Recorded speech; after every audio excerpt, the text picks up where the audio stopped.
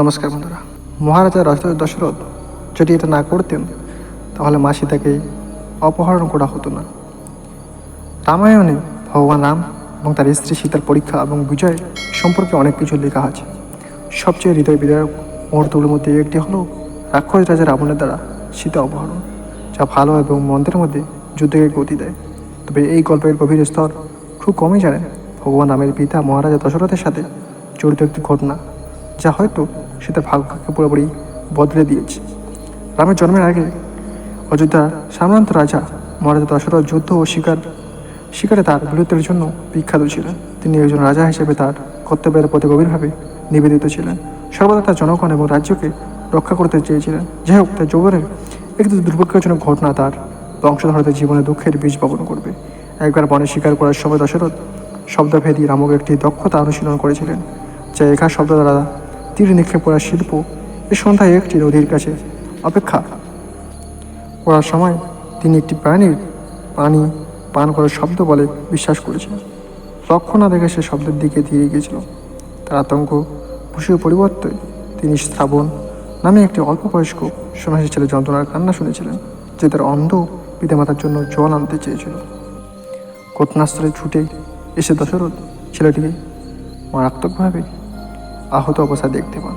ছেলেটি তার শেষ নিঃশ্বাসে দশরথকে তার অন্ধ বাবা মায়ের কাছে জল নিয়ে যেতে এবং তাদের কী ঘটেছে তা বলতে বলে। অপরাধ বোধে কাবু হয়ে দশরথ মেনেছিলেন, কিন্তু যখন তিনি সন্ন্যাসীদের বাবা মাকে তাদের ছেলের মৃত্যুর কথা শুনলেন, তখনও তাদের দুঃখ অসহ্য ছিল। সন্ন্যাসীর পিতা বিশ্বস্ত হয়ে দশরথকে অভিশাপ দিয়েছিলেন, আমি যেমন আমার ছেলে হারানোর বেদনায় মরছি, তুমিও একদিন একই দুঃখে মারা যাবে তোমার সন্তানকে হারানোর। দশরথ সারা জীবনে অভিশাপের ভার নিয়ে বেঁচেছিলেন, এবং যদিও তিনি তার প্রিয় প্রায় ভুলে গিয়েছিলেন, ভাগ্য তা করেনি। অনেক বছর পরে যেমন ভবিষ্যদ্বাণী করা হয়েছিল, দশরথ তার নিজের অপরিসীম দুঃখের মুহূর্তে মুখোমুখি হয়েছিল। রানী কৈকেয়ী যখন রামকে 14 বছরের জন্য বনে নির্বাসিত করার দাবি করেছিলেন, দশরথ তা থামাতে অক্ষম ছিলেন। অভিশাপ প্রকাশ পেতে শুরু করেছিল। দশরথের হৃদয় ভেঙে যায় যখন সে তার বিপুর থেকে বনে চলে যেতে দেখেছিল। জেনেছিল যে সে তাকে তার কখনো দেখতে পাবে না। শীঘ্রই রাজা সুখে মারা গেলেন, ঠিক যেমন সন্ন্যাসীর পিতা ভবিষ্যদ্বাণী করেছিলেন। কিন্তু অভিশাপের প্রভাব দশরথের মৃত্যুর সাথে শেষ হয়নি। সে দুর্ভাগ্যজনক ঘটনা ঢেউ রাম ও সীতার পুনর্বাসনের সময় তাদের জীবনে পৌঁছেছিলেন। বনে থাকার সময় রাম ও সীতাকে অপহরণ করেছিলেন। কেউ কেউ বিশ্বাস করে যে এই অপহরণটি অভিশাপের দীর্ঘস্থায়ী ছায়ার অংশ ছিল। মহারাজা দশরথ যদি ভুলবশত শ্রবণকে হত্যা করতেন এবং তার সন্তানকে হারানোর জন্য অভিশপ্ত না হয়ে থাকতেন, তাহলে সীতার অপহরণ করতে পারে এমন মর্মান্তিক ঘটনা ঘটতো না। দশরথ যদি এই অভিশাপের বোঝা বহন না করতেন, তাহলে তিনি হয়তো রামের নির্বাসন বোধ করার উপায় খুঁজে পেতেন। আর রাম যদি নির্বাসিত না হতেন, তাহলে সীতা কখনো বনে যেতেন না, যেখানে রাবণের চোখ পড়েছিল। অপহরণ যা রাবণের মহাযুদ্ধের মঞ্চ তৈরি করেছিল, তা হয়তো পুরোপুরি এড়ানো যেত।